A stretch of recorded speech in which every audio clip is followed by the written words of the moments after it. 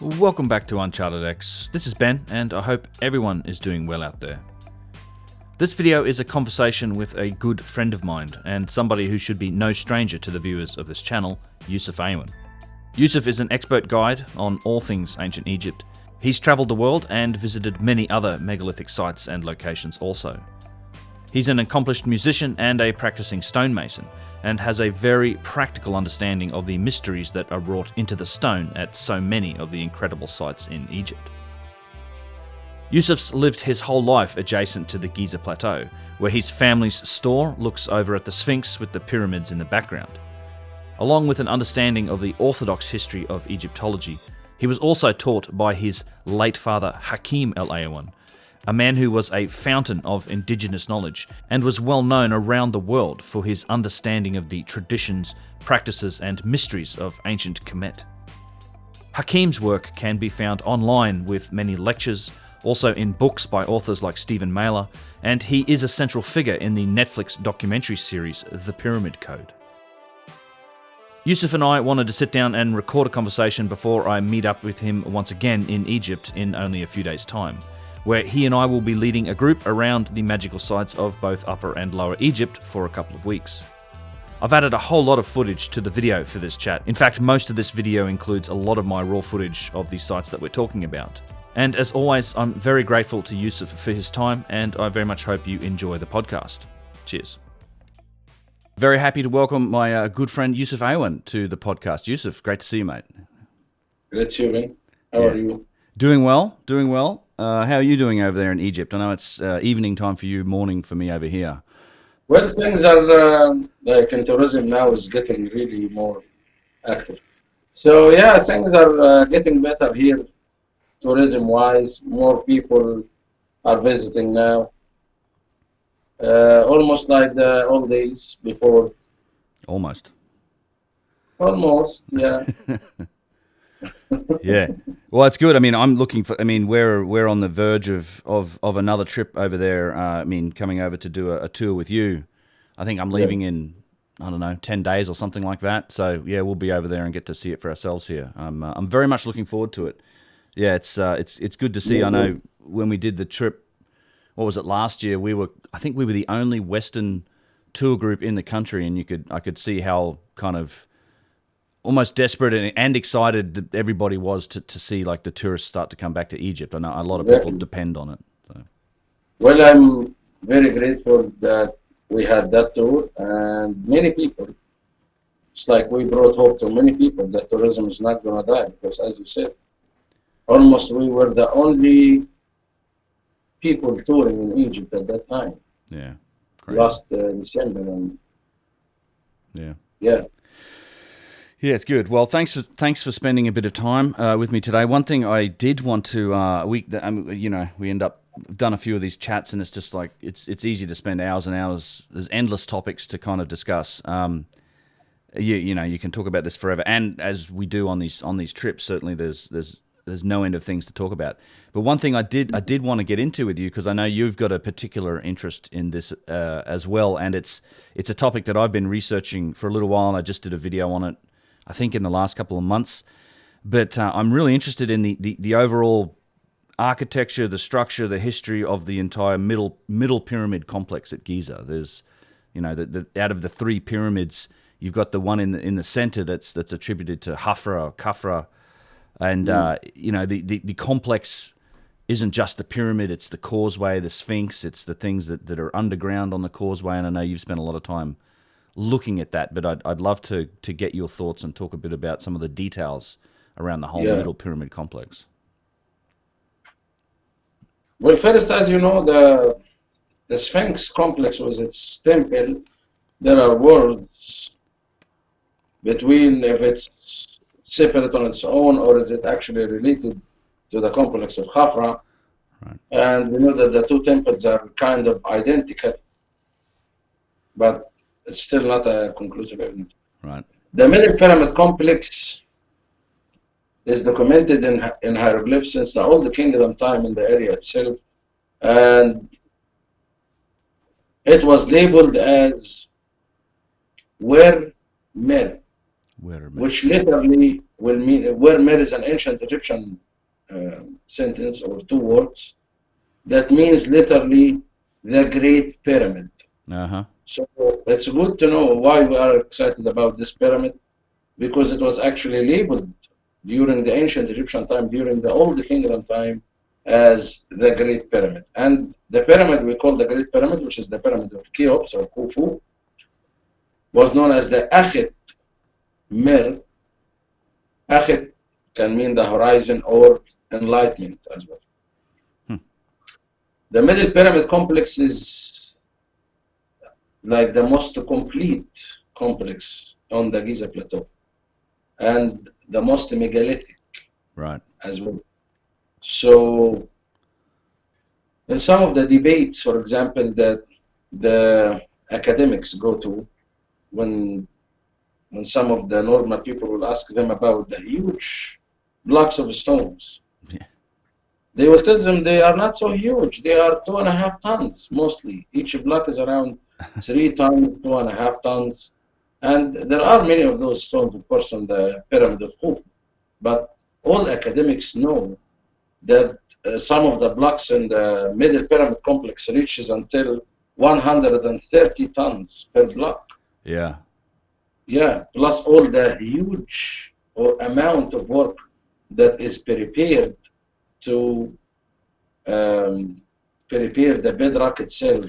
Well, that yeah. can be locked with the pyramid complex. Yeah, the whole bedrock work there is astonishing. It's something that I've come to enjoy showing people on the Giza Plateau. It's, if people don't know, like the middle pyramid is literally dug into the side of a hill, and parts of those first 3 or 4 courses, I think, is it the southwestern corner? They're formed up out of bedrock itself. So it's south, north. No, I mean west. Northwest. Northwestern corner, yeah. Northwest. Yeah, and there's an enclosure wall around the back of the pyramid there that's like 30 feet high. Like that, it's literally they've carved it into the side of a hill, which would have made the project that much more difficult. Yeah, the good part now that this awareness is raising more and more, and you can start now find people actually pointing at the ground and talking about the challenges of implementation that is in the bedrock itself or in the preparation for the site to house the structure after that. Yeah. So for those who don't know, the Pyramid of Khafra is located in the center, on the highest location on the plateau, and they needed to level that. So the western part was lower, while the eastern part was built. Yeah. In some parts we can see 3 courses of megalithic stones built on the eastern side, and as I said before, some of them weigh around 130 tons, maybe more. Yeah, they're crazy. I remember taking photographs of those blocks the last time I was there and filming them. They're just huge, and that seems to be a consistent theme amongst all of the structures that make up the complex too. Not just the pyramid. There's, as you said, it's the most megalithic pyramid because you have these giant blocks in its construction, but you also find, in some cases, even bigger, but around the same scale, size of blocks in the Pyramid Temple, obviously in the Valley Temple, but they just seem to have been working with some tremendously large blocks of stone for whatever reason in those structures. There are many things actually in this complex that makes us think a lot about how could they achieve such things like that.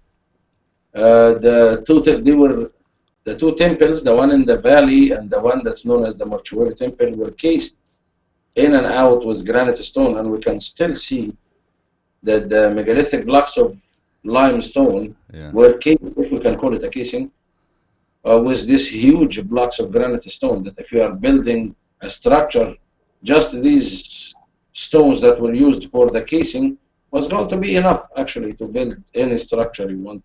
Yeah. And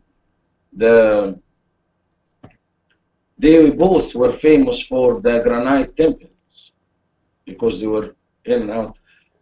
Most of the granite stone survived in the Valley Temple because it was buried under rubble and sand because it's at a lower level, same like the Sphinx was buried in the past.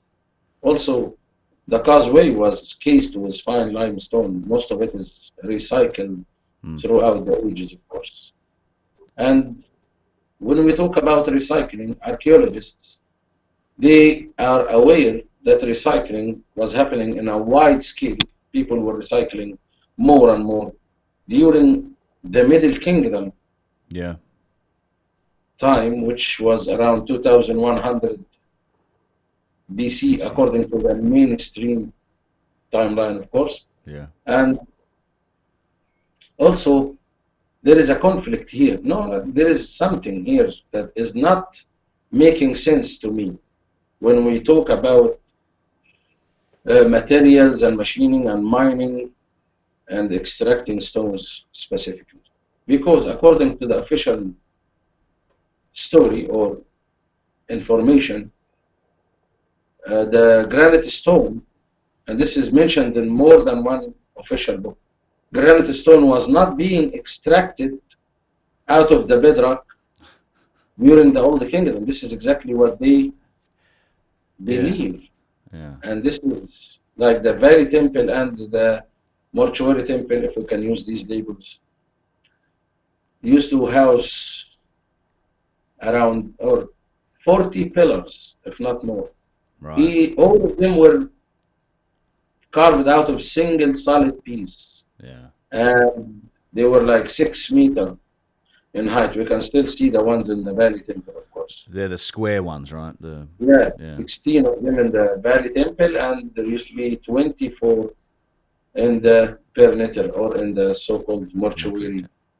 Yes, Mortuary temple. So, when you tour with geologists, and we will talk about geology, there is another thing about geology in that complex as well. When we talk about the quality of granite stone that is used in this structure, it's a very high quality of granite. And when I asked people who I toured with before, like Dr. Robert Chuck, everyone knows Dr. Robert Chuck, of course, and Susan Moore, Dr. Susan Moore, also the geologist of the chemical school, and we examined together. And of course, I study geology, but it's good to know the opinion of the academics. And they look at the stone and they said, this cannot be some kind of stone that is coming from the surface of the mountain. This has to be extracted from the deep core of the granite mountain to get this kind of high quality. And in the same case with the white calcite crystal, as we talked before. But you know, when we see these things together there, it's different than when we talk, because I know that you know, but only you know, we need to study more so we can know. So I don't want to get to very specific details that would be hard for anyone to understand. Anyway, let's just say in general that the pyramid has the best quality of stones. Even from the core. They have chosen stones that has not, like for the sedimentary stones like calcite, the most pure one. And we can explain later. It comes down to the quarrying really, and this is one of the contradictions. Like I find the more you study, with an open mind, you look at a lot of the orthodox, or the academic story of ancient Egypt. There are a number of contradictions in the story that it contradicts with the evidence that we can see with our own eyes, right? This is one of the big ones, which it seems to me like, and I think it comes back to the tools that they say, like the Old Kingdom Egyptians had, but as you say, in general, the academics don't really give those Old Kingdom Egyptians they don't credit them with the ability to do that sort of quarrying, to get down to those, you have to be able to quarry efficiently and to get down to the core of these granite mountains, and even in these sedimentary rocks, the calcite places, to get the types of stones that we see in Old Kingdom structures. So they say that they what do they say? They say that they got that material from like surface granite from pieces that were lying around, Yeah. and they As shaped they them say from literally chunks. in the books, yeah. In Yeah. the books, they literally say from loose or falling pieces. From loose or falling pieces. Yeah, Yeah, we've been to the quarry it's in crazy. Aswan, Yeah, and we saw what kind of quality of granite there on the surface. It's crumbling on its own. yeah, right. It's not this dark, like Yeah. solid granite with the huge pieces of feldspar and mica and this Super. combination Right. that's in the granite stone, and the quantity of quartz, Cool. Right. the amount of quartz that is in the stone is high amount. You can see this many times. We examine with some water over some of the pieces Yep. and show our guests how much quartz is in this Yeah. block. And yeah, I'll put some footage of that in here when I post this video up for sure, because that would be great. yeah, we have a lot of those Yeah. examples. I mean, and that's the contradiction, right? It's because if you look at Old Kingdom sites, it's obvious that whoever built them, whether it was the Old Kingdom Egyptians or not, maybe it was, but they definitely had the ability to quarry granite. It's the only way, not just granite, but the other stones too. But granite being a difficult one, they obviously had that ability because the stone is there, and it's it's not just in the Middle Pyramid complex either. You've got sites like Saqqara and so many others where you had rounded pillars. There's the columns, there's the pillars, there's these large blocks. I mean, they were quarrying a tremendous amount of granite. And not to mention the Middle Pyramid itself is cased in granite. The bottom course is cased in God knows how many. Two courses of the base of the pyramid was cased with these megalithic blocks of granite. Yeah, it's huge. Was the casing of the two temples, and plus, of course, the pillars, the 40 pillars we talk about. So we are talking about thousands and thousands of cubic meters were transferred from Aswan to that complex. Yeah. And I mean, it's a difficult task, and the other part that's always fun about walking around the pyramid is then going to that back enclosure wall where there's an inscription on the wall, and it's you were talking before about how we know that they were recycling material from as early as the Middle Kingdom period, which was around 2000 BC. Yeah. I mean, you have evidence for that. Is it Ramses or Merenptah?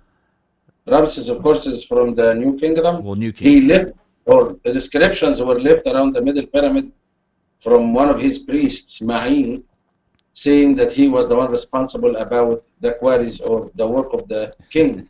And archaeologists are aware, this is from the New Kingdom, archaeologists are aware that Ma'in took stones from the Middle Pyramid to build the Ptah temple in Memphis. And the stones of the Middle Pyramid, they exist in Ptah temple in Memphis, which is, of course, near Saqqara. And when we look at these stones, they are not limestone. Right. So we cannot see like he was quarrying from the bedrock near Khafra. No, because all what we see there, or most of what we see there, is granite stone and huge blocks of white calcite crystal, plus basalt stone, which I believe he took also from the Great Pyramid as well. Right. Yeah. Recently, and we should be visiting Memphis together, because recently they revealed a structure from the New Kingdom, and all the walls are, or most of the walls were from basalt stone, and the backside of it has the saw cutting marks, which we know that it existed in the pyramid complex. Wow. Yeah. So the other thing, the middle, when we talk about recycling, the Middle Kingdom, the era that's labeled as the Middle Kingdom, which is around between 2100 and 1700 BC, according to the mainstream timelines, found also, and this is documented in the official books, they also found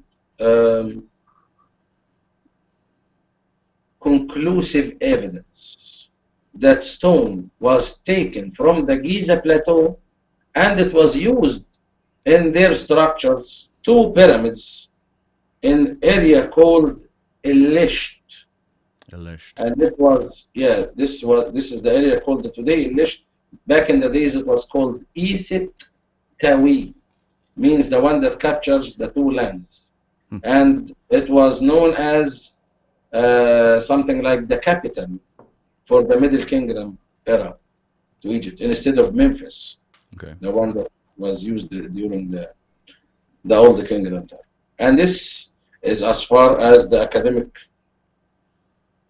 books go, and it talks about recycling. But according to my own research, I did found conclusive evidence also on the Giza Plateau, on the causeway, on the southern side of the causeway of Khafra, for the tomb that was excavated by the Professor Selim Hassan, and it belongs to a priest from the Old Kingdom. His name is Ra'wer. Ra'wer was a priest for the king Shipsis Kaf. And Shipsis Kaf, according to the official story, is the successor of Menkaura, the one who we relate the third pyramid to. So, and I can send you a video, and you can add this to also, because I recently captured a small video for this area. Would love that. And you can easily see that in the offering hall of Ra'wer, what was being used as offering tables is reused pieces which was in the older structure, bases of pillars from white calcite crystal. You could see this clearly.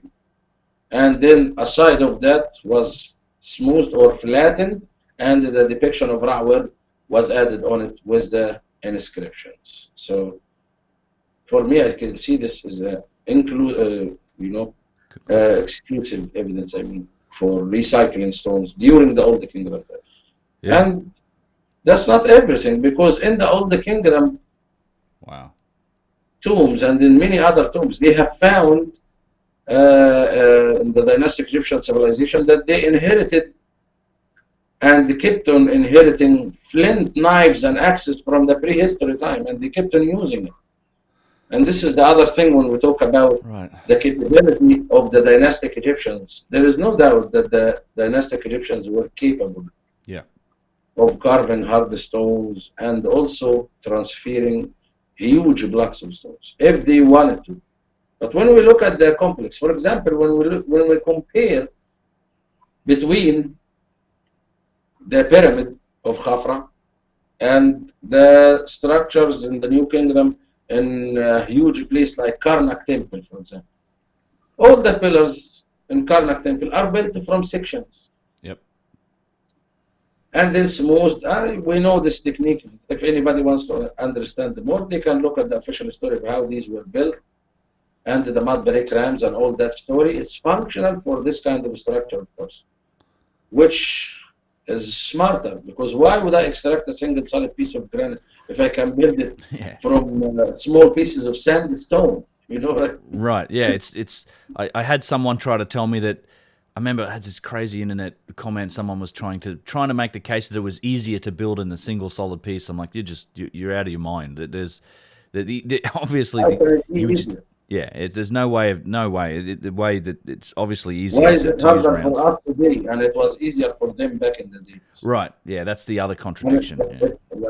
If this was easier for them back in the days, then why aren't we using these methods today, saving millions of dollars? Yeah, right. And the Greeks and the Romans also built their... I can reach this shiny, polished surface like a mirror with a piece of rock and sand and some water, and you know I have stones, so I know what I'm talking about. Yeah.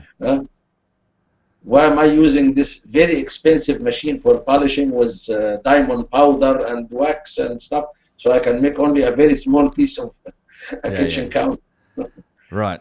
We also recognize that, for example, the box inside the pyramid of Khufu is a shiny surface, but there is no process in machining for chipping and then smoothing and then polishing.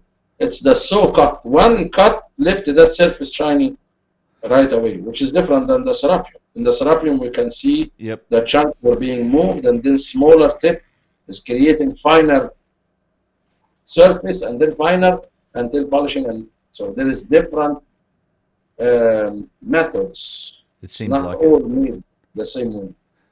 And all of those methods, though, are fairly sophisticated one way or the other. I mean, that's the whether it's the saw cutting or it is the actual method used to polish, like the indentations and things on the Serapeum boxes, they're all very, very difficult to explain with the tools that we attribute to the dynastic Egyptians, and none of it really makes sense when you line it up with the orthodox explanation, right, for how it was done. Be it cutting or polishing, it's just just because we haven't found those tools yet doesn't mean that they didn't exist. Like, because we have the product of the tools, and that's one. Exactly. That's the other big contradiction. Nobody can deny the existence of the tools because we have the tool marks on the surface of the tool. Right. Yeah. It's just, of course, there are more other people who are talking about copper saw and all these things. They are functional, but not so much. And if this was functional very well, the story would make sense if it was the other way around. Right. But the thing is, you see that the older ones, supposedly with limited tools, and they couldn't extract granite out of the bedrock. Yeah. They somehow found the most huge pieces of granite stone, and they cut them in very precisely, all like each other.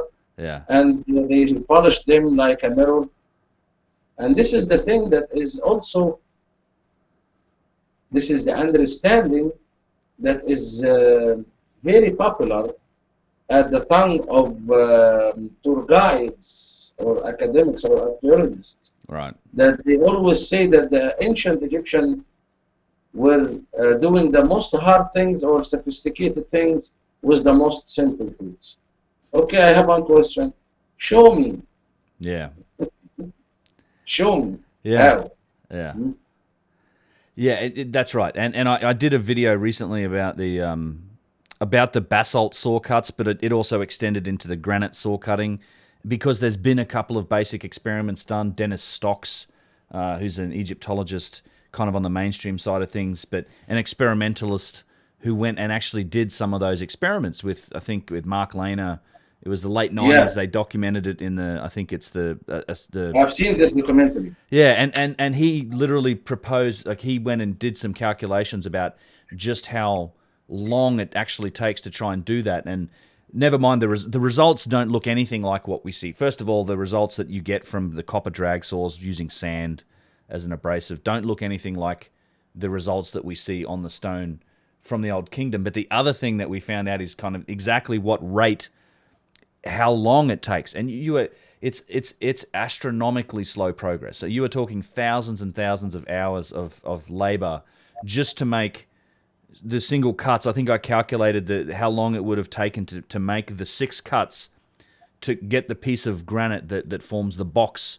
I think in the middle pyramid, in the Khafre, in the middle pyramid, just to make those cuts, you're talking thousands of hours of just sawing, just to make the primary cuts.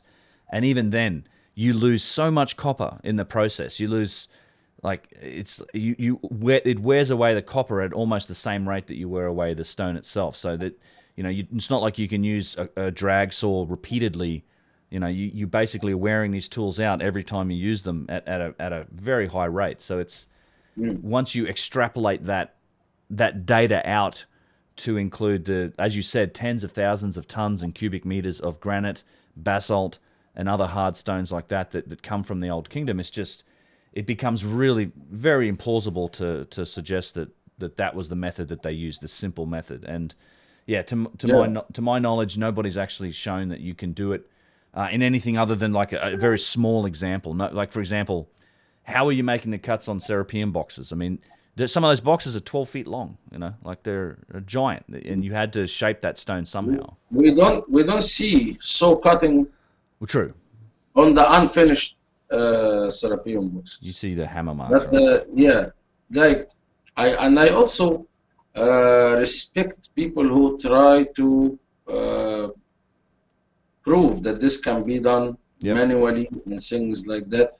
And there is no doubt that we have artifacts that is made by hand from hard types of stones like granite. Sure. You cannot miss the iconography of the Old Kingdom sculpting, and you can see it on granite stone and stuff like that.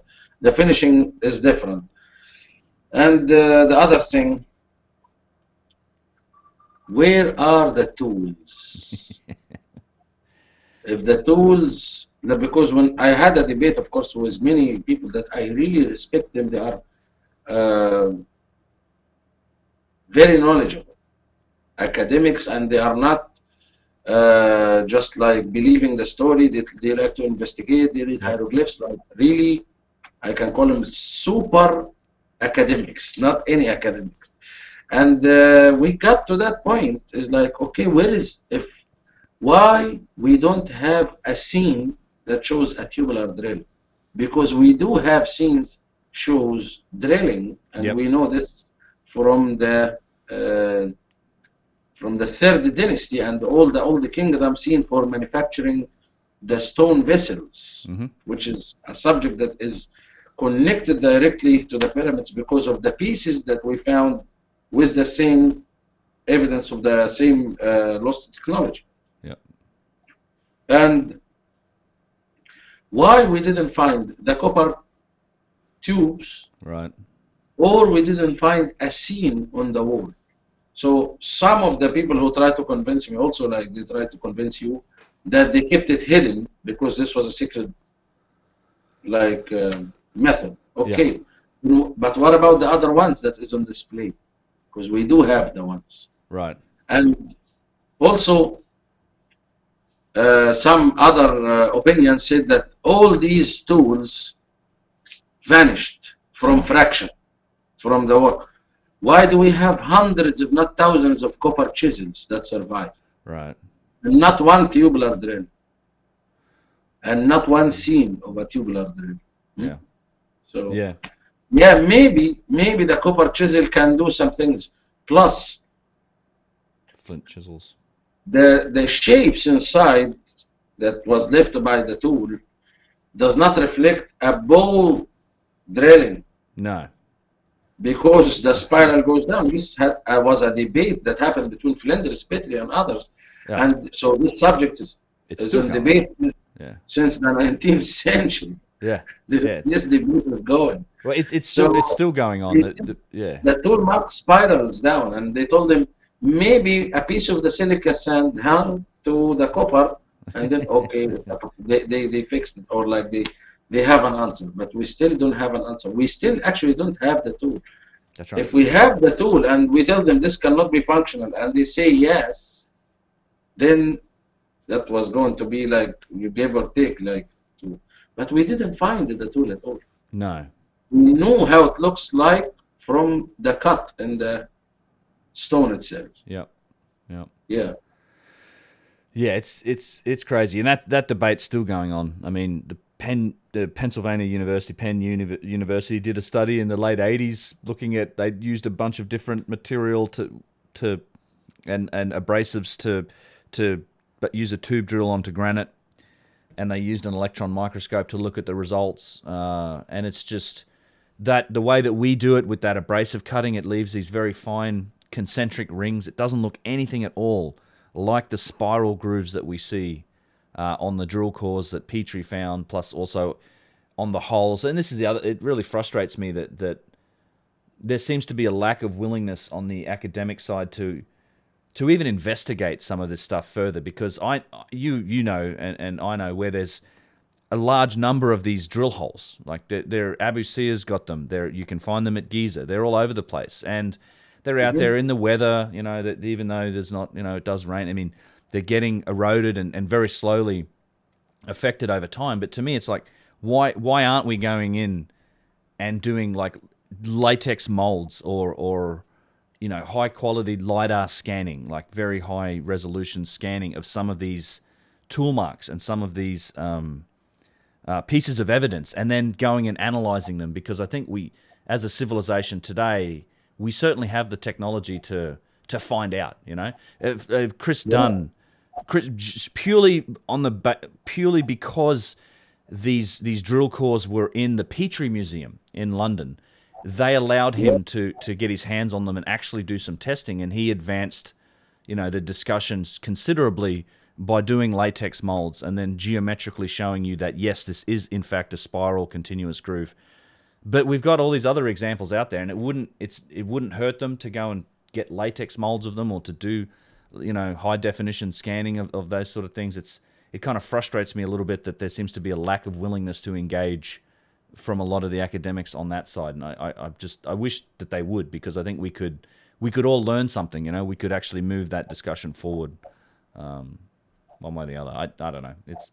Well, if the academics were right, and the dynastic Egyptians in the Old Kingdom couldn't extract out of the bedrock the harder types of stone, such as granite and igneous rocks, but then we have it in the pyramids, and if these tools existed, and the dynastic Egyptians didn't have them, and if we had artifacts that reflects these from the era, at least from the era that connects between the prehistory to the dynastic Egyptian time, which is known as the pre-dynastic era. Right. Pre-dynastic era, for those who don't know, is the era that connects between the prehistory and dynastic Egyptians. Yep. So we have artifacts from that era, if not older, or found in burials from that era, which is still very primitive, and we don't know how could they manage to do it.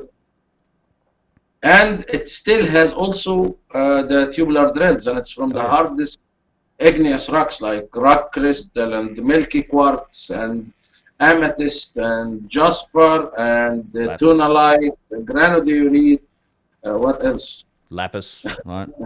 Lapis, corundum, porphyry, bercia. They literally say all the types of stones until the second dynasty. Okay, and we know that what led them to this conclusion is the scratches with names from the second dynasty over these vessels. Led them to believe, or they dated it according to these scratches. Graffiti. I will be saying it, ancient graffiti, or someone who inherited something that is much older. And then we have the answer.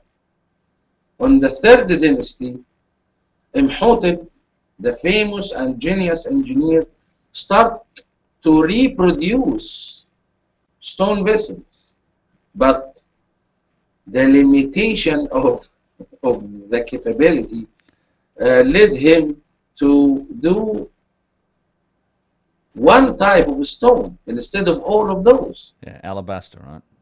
Alabaster only, which is the calcite.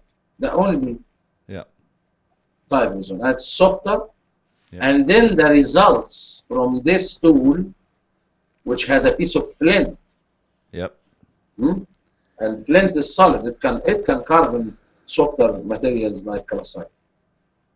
So it's obvious that there was a descending in the civilization, and then in the third dynasty, it's obvious to me, at least. And then they were starting to reproduce again structures and artifacts from the third dynasty. After that, it's not hard to look at, because they have already reached to be reproducing and working in hard stones and soft stones and developing skill from one generation to the next and improving the tools and everything. But it's the other era before that. Right. The more ancient one, the pre-dynastic. Where did they get the stone from? And these are all the types of stones. And then some, because as you said, as you mentioned, lapis lazuli, and we know it doesn't exist here. And there is another material, obsidian, doesn't also exist here. We find these vessels from these types of stones, from all the types of stones. Diorite gneiss, of course, I'm not going to forget diorite gneiss, because some of it is coming from Sudan, and some of it is coming from Tushka here in Egypt, the quarries of Khafra, as we call it. So, how or who in the prehistory time established a quarry system for these types of stones? Marble as well, and basalt. This is the types. I keep remembering different stones. Serpentine as well. It's fine. Serpentine. So where do you find those? There is no quarry system.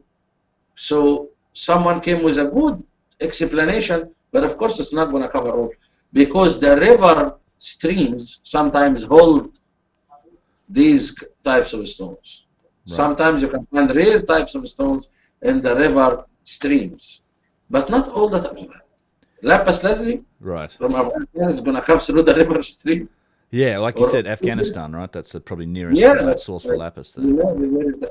So no way, and there had to be someone who established a quarry system, which you know what it requires, of course, sending troops and seeing where it is, and then the qualities of these stones also doesn't look like it's something that you find on the surface. No. And yeah, that's probably the biggest mystery to me, that I don't see that we found the answer that I will be satisfied Yeah. on, and saying, yeah, this could be it.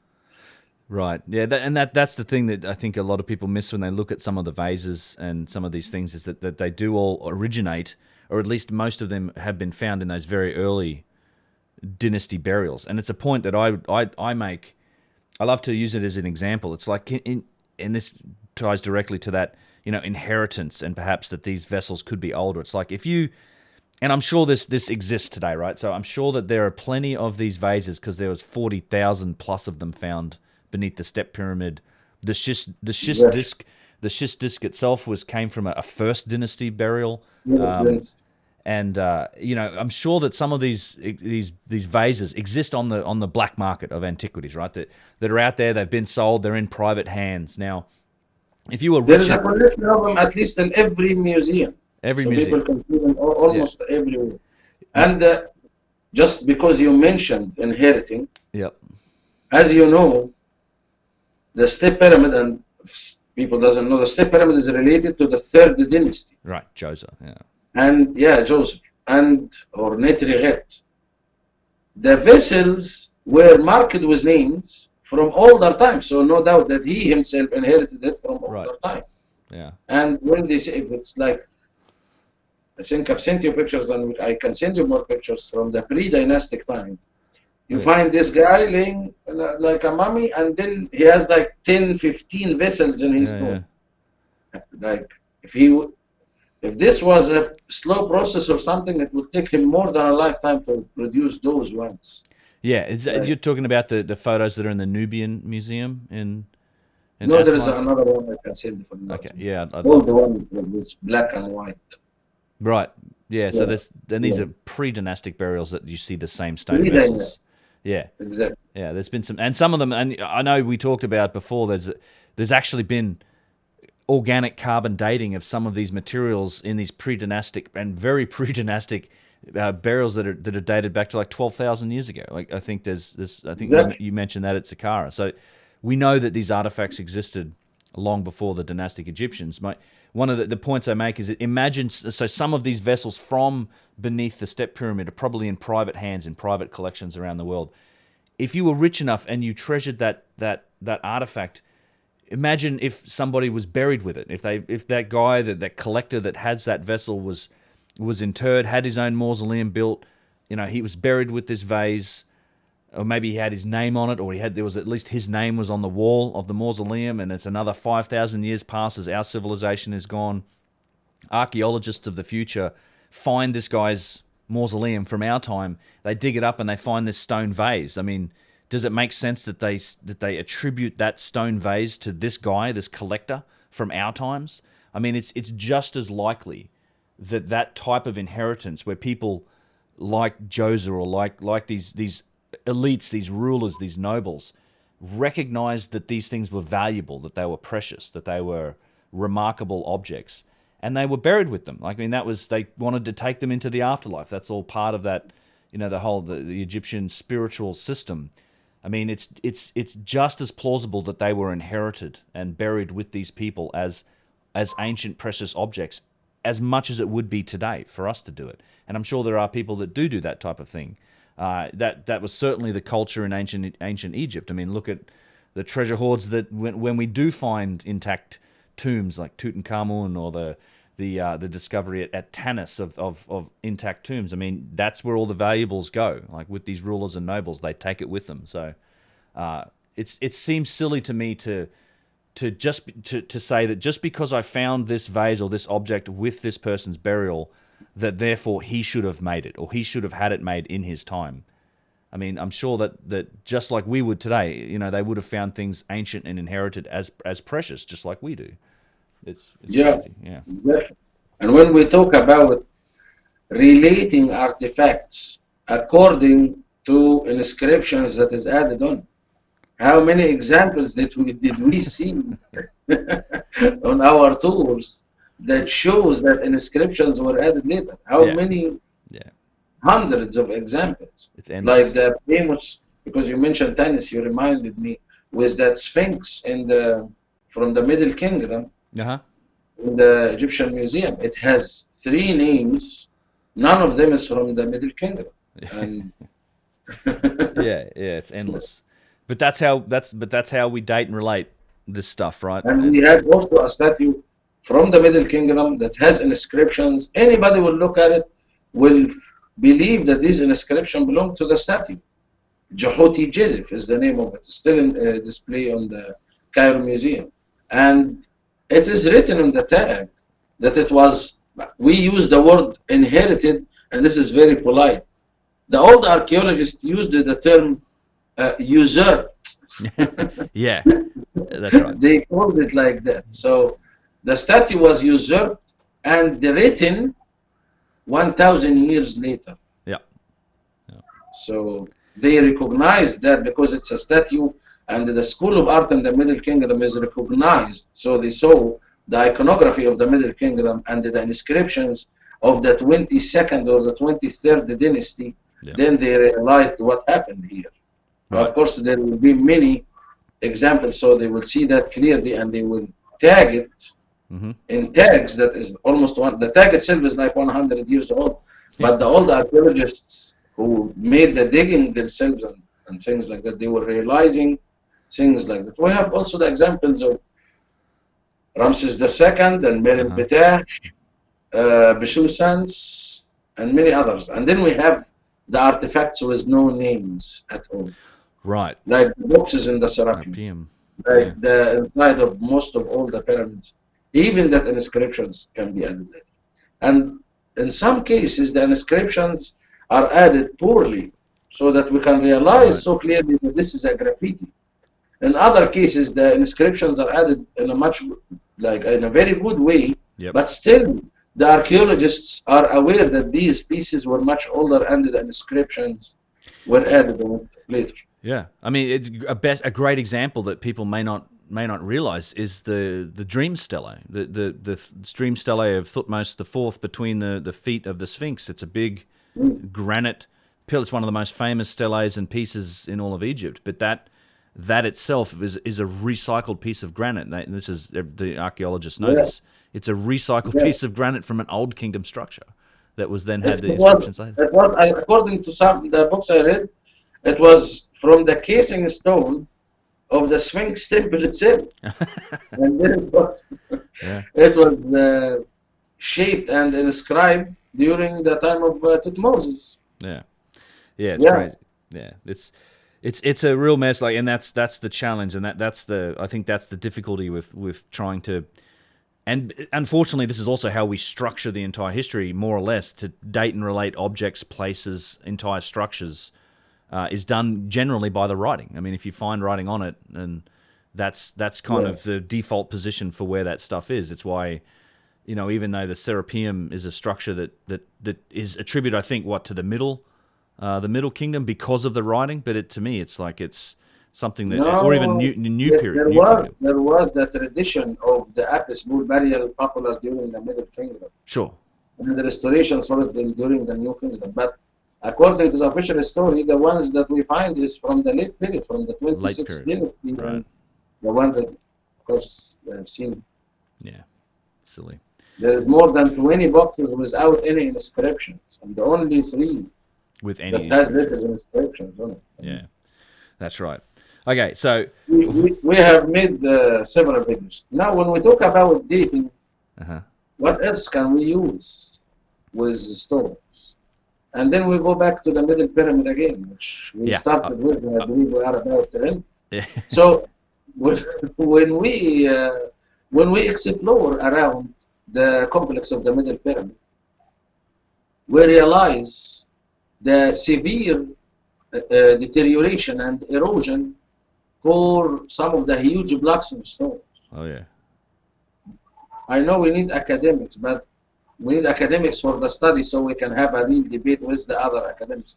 We need a real study by geologists to study the intensity of stones and how long would it take for these stones to deteriorate severely like that. Yeah. And it could be tens of thousands of years. It could be. I'm not saying it is, but it could be for sure. Mm-hmm. Much, much older.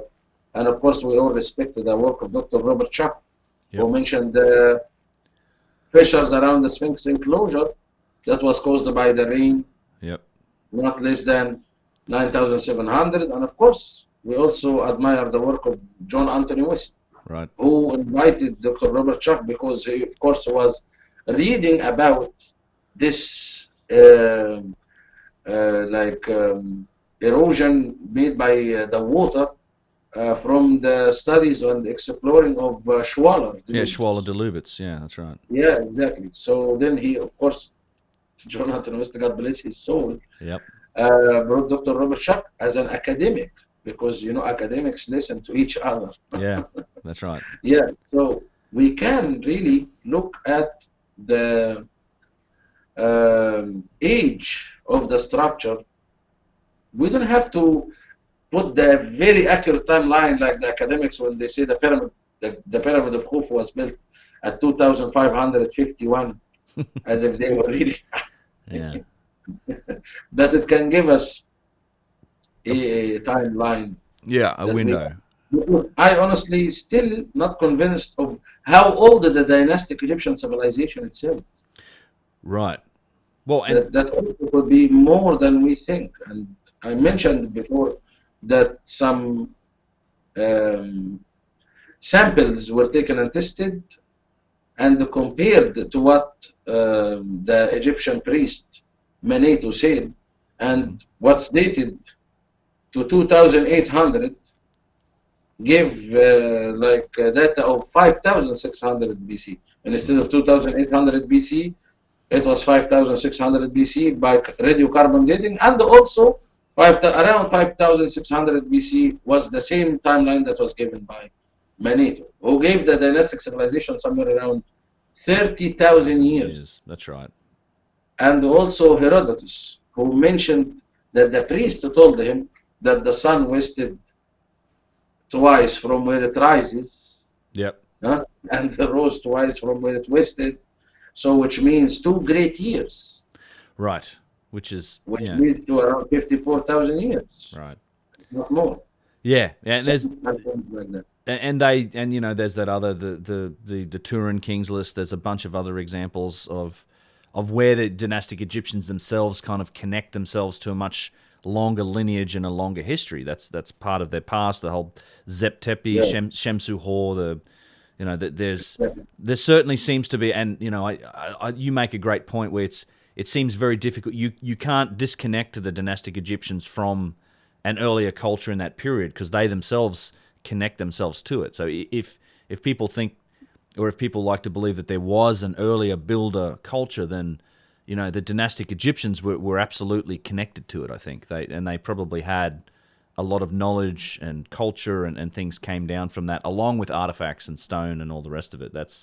I think that's again, you can never be sure with these things, but to me, having looked at this a lot over the last decade or so, I mean, that seems to be the most plausible explanation for a lot of what we see is that there was an earlier culture, there was an earlier, more advanced culture that was lost through whatever cataclysm. Now we know that there was like a tremendous cataclysm in that 12,900 year period ago. We know that from all sorts of different angles now, from human populations going down. There's a Y chromosome bottleneck. We know it from the the climate records, the all of the studies around the Younger Dryas. So there's a good chance that if a civilization did exist in that period, that they were destroyed through this disaster, this cataclysm that happened.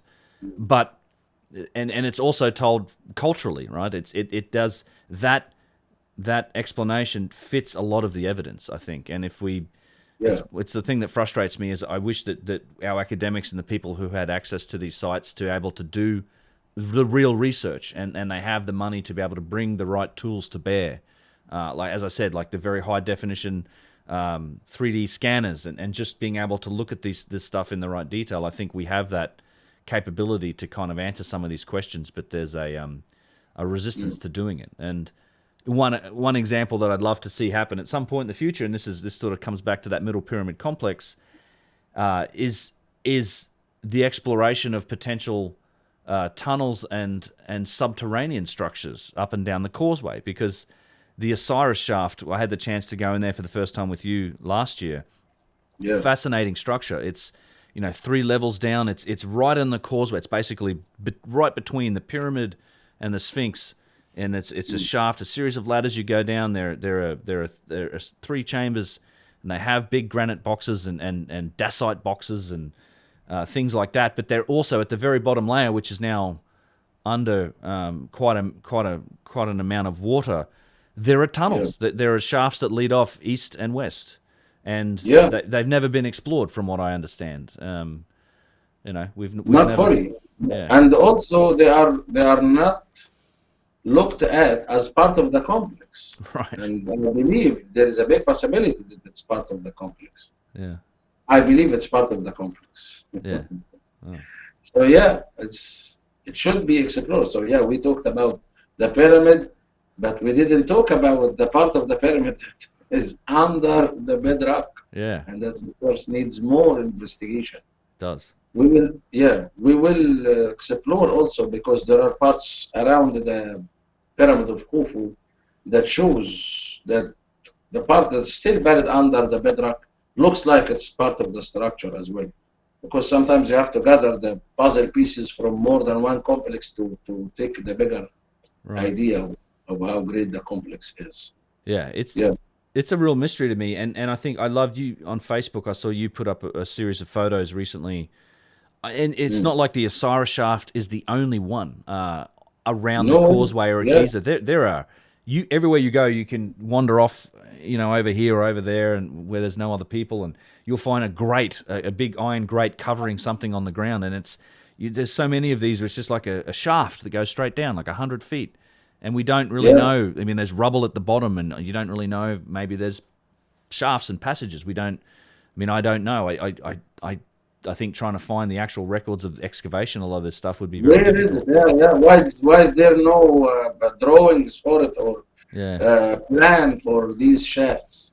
It's very strange. I asked, of course, to many of my friends, the archaeologists who work on the Giza Plateau, and most of what was found of those, if they were not found empty, they found burials from eras like the Site period, the 26th dynasty, and stuff like that. So we know that they also settled in the area, and they inherited, and they lived, and they buried their burials. In fact, you remember in the Osirian shaft there was some cuts that looks like a coffin in the chamber. Yep. These were burials also from the 26th dynasty, and we saw the bones and shattered pieces of pottery and stuff like that. Yeah. Definitely, when we explore, we have to put in mind, of course, the layers upon layers of inheritors who came and settled, and the restorations, and also recycling the stone. So, in many cases, we can realize, like the bent pyramid in the inside, there are good things that have been seeing lately around how there is 2 different stone masonry styles inside. So inheritors, if they're going to use the structure, they can build inside it, but then with a good eye, you can tell the difference between the 2 different styles of stone masonry. And if it's harder to see it here in Egypt, because the dynastic Egyptians, I believe, were really good relating themselves to the civilization, which could be, of course, as you said, a possibility that the civilization itself is much older, and then there is golden eras, and then they descend, and then they rise again and descend. This actually happened in the dynastic civilization itself, the eras we call the intermediate periods. Yeah. But as I said, if we don't see it so clearly here, still we saw that in South America. Yeah. Because what they did when they inherited the sites was not as good or as confusing as the dynastic Egyptian. That's a very good point, and I make this. I love this point, but I make the same one. It's the dynastic people. I mean, dynastic Egypt is at least 3,000 years, and they had the time and the knowledge to develop their craft. They became very, very good, clearly at working with hard stones. But as you say, in South America, the contrast is obvious. You had the Inca civilization only existed for 150 years, and everywhere you look where you find this beautiful megalithic work, on top of it, it's just night and day difference. When you see the small local stone, the mud mortar, it's just, there's a tremendous difference. And once you start to see that on those sites in South America, in the Sacred Valley, in Peru in particular, it becomes extremely obvious that there's massive gaps in technology. It was like something that brought confidence to me. It's like, okay, this is so clear here. It's really clear, because those who inherited, they didn't have the capability. And I asked the officials there how you think it was made, and the story was like a copy-paste from what we say here about splitting the stones and all the primitive things. And okay, why is there a difference between this structure and this one? He said, because this one was something sacred or spiritual. Right. That's why they made it so difficult, or like so accurate and big and megalithic and interlocking, while the rest was, of course, smaller. He's right somehow. I would say he's right somehow, because they took from the older structure as something sacred, and then they built their own around it. That makes perfect sense for me.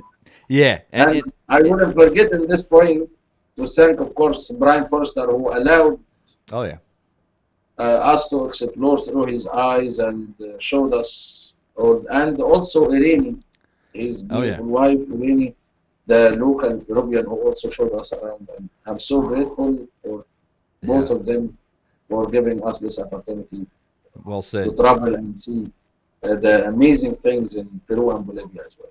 Yeah, I love Brian as well. So I was with Brian and Irene, also Jimmy from the Bright Insight channel in Peru last month. I hadn't been to Peru for several years, but it was great to spend a couple of weeks catching up with both of them, because I traveled with them back in 2013 through Peru and Bolivia, and then did it again just early, just like I said, last month. It was, it's always fascinating. You always learn things in Peru. Every time I come to these sites, I love coming back, and I'm very much looking forward to getting back to Egypt in a couple of weeks here. But it's a funny point. Like that's I've had the same conversation, just to close out on that South America idea. I've had the same conversation with guides. I've heard you do get that explanation. Well, there's the royal Inca, or there's the sacred building, and then there's the stuff that didn't matter so much. Or the other thing you'll hear as well, that they wanted to make it an organic style and do every style, which is just silly. But that's an explanation I've heard as well. But if all you have to do is go to Ollanta Tambo, and you'll see this whole theory shattered, because that's probably, for me, my favorite site, because you have examples of literally a single structure which is made up of giant megalithic massive blocks of granite, and where there's missing pieces between the big blocks of granite, they've filled it in with local stone. It's the same structure. Like, you can't say that this was a sacred structure, because you literally have the repairs made right in and on the megalithic work. You know, that's... In the older pictures, and then back to the Middle Pyramid again, in the older pictures of the Valley Temple, you find this. You find that part of the temple was reconstructed with small blocks of stone. Really? Interesting. Really? I'll send you that. Yeah, I'd love to see that. I've not seen that. Yeah, the Valley Temple's crazy, because, I mean, it had a whole second level to it too, right? That was... I did find on some drawings, I found schematics for where those doors lead They were, I think, going to staircases, the doors on the ramp up to the Sphinx that are always closed with the alabaster blocks in them. Walls. I'll show you guys in this video when I put it up. There's a couple of doors. As you walk up through the Valley Temple to the viewing platform for the Sphinx, you'll go past two doors that are on the left and right of that passage. And I think in your experience, and certainly in mine, they've never been opened, and they sort of lead in and around corners. You can't quite see where they go, and they're very interesting because while a lot of that, I mean, there's different types of stone in the Valley Temple, as you say. There's the alabaster stone, the calcite. There's granite and limestone, but there's big blocks of alabaster in those chambers. Like the walls are made up of it. But I did find on some old schematics of where they supposedly led up to what was another level of that structure in the past. Exactly. You can still see the door of that second level. Yeah. And an entire ceiling of granite stone. Yeah. Right. For those who couldn't extract granite out of the bedrock. Oh, it's crazy. Yeah. Just look at the shape of, and then all the work. I cannot also show this. Also the work was finished after the stone were constructed, and this also showed the capability of the builders. And it's amazing. The stones, I've been testing the stones with water scale every time I go, and most of it is leveled to the level of 0.2, like 0.002. Yeah, it's crazy. The precision is an element of this stuff that imagine in megalithic blocks. Anybody who does kitchen counters will know the difficulty I'm talking about. Because the hardest time is to level the kitchen counter, and then you find a piece that weighs 30 or 40 tons, and it's still leveled to zero. Yeah. Zero. So that's amazing. It is. We showed this to the guests in our tour the last time we had. We did. We had 2 engineers. It was awesome. Yeah. There was, and in fact, there was one of the things that I learned. I mean, we'd not been to it, but Lahoon.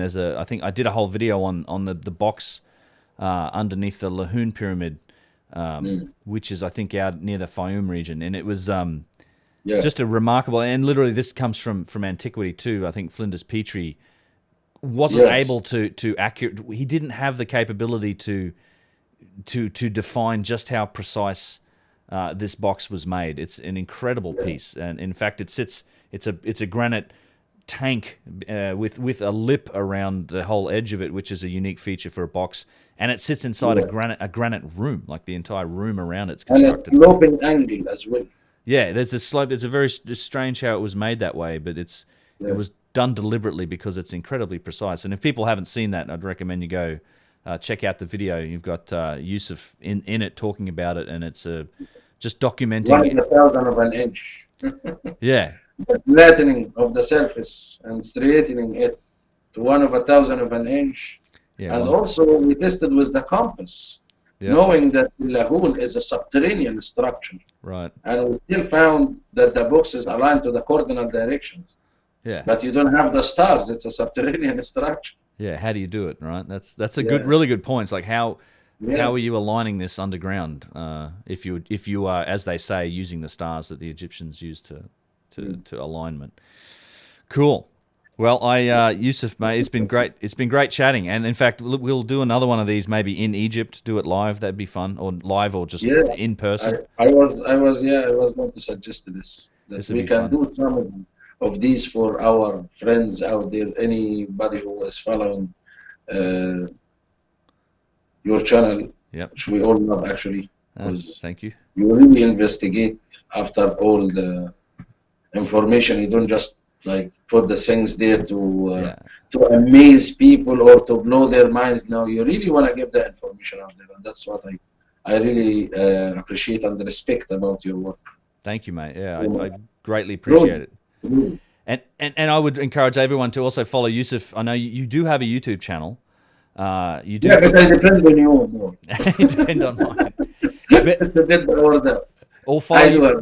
He does. Or follow Yousef on Facebook as well, because you can find him easily on Facebook. You can find the Kemet School, but Yousef's pretty active on Facebook, I know. And you do little live streams, and you post, and you know, I mean, I envy you in terms of the fact that, you know, you've spent your life, you live in one of the most interesting areas on the planet, and you get to, you know, you have the time and experience up at Giza to be able to walk around and see some very interesting things that no one else is going to show you. And you put it out on Facebook and share it with people, and it's fantastic. So if people are interested in that sort of nuance and detail, from somebody who's lived their entire life, you know, in Giza, and you've also, you know, your whole family, I inherited a lot of knowledge and a lot of examples. I'm sure your dad spent a lot of time showing you around. Yes, bless his soul. Yes, my dad is one who put me in this track, and I looked up to him. Yeah, and saw his passion, and I was just, you know, well, I'm following his footsteps. Good. I'm very glad you do, because I ever since I first met you, I think 2015, I've been like, you're the guy to come and see Egypt with, and that's certainly my plan going forward. So, and look forward to it, guys. Like I said, we're off on tour in a couple of weeks here. If you are interested, there are still a couple spots open if you want to do a last minute thing, but we will also be doing more of these in the future. They're a very good time, and it'll blow your mind. And certainly, it's like one of those bucket list things. Get to Egypt, see these things for yourself, and getting to have Yousef show you around and talk about this stuff there is a fantastic way to do it, in my opinion. It's the only way to do it. No matter how much we can show you on videos, it's different when you are there. Absolutely. Yeah. You see everything and feel everything also. That makes big difference. That's a great point, and that's something that I often tell people. Is like I try to, when I thought about going to Egypt the first time, you know, I thought it would be an analytical experience. I was interested in the architecture and the masonry and things like that. But when you get there, you can't help but have an emotional response to it. There's absolutely a feeling that happens, and I've heard guys like Chris Dunn tell the same story. Like, you talk about an engineering approach and somebody who's very analytical and just, you know, just logical. Somebody, you know, it's left brain, right brain thing. It all comes together when you're there. It's impossible not to feel something and have this sort of emotional reaction to being somewhere like Giza and in these places. It's like nothing else. So yeah, cool. Well, thanks, Yousef. Thanks for your time, mate. I really appreciate it, and I'll see you in a couple of weeks here. See you, brother. I can't wait. Yeah. I'm working hard for it because yeah, me too. Me too. But take it easy on the people this time. Yeah. Well, we'll slow down a little bit, but if you'll come and get your pyramid legs ready, we will be going into all the pyramids. We're gonna walk like Egyptians. Thanks, mate. Cheers. You're welcome.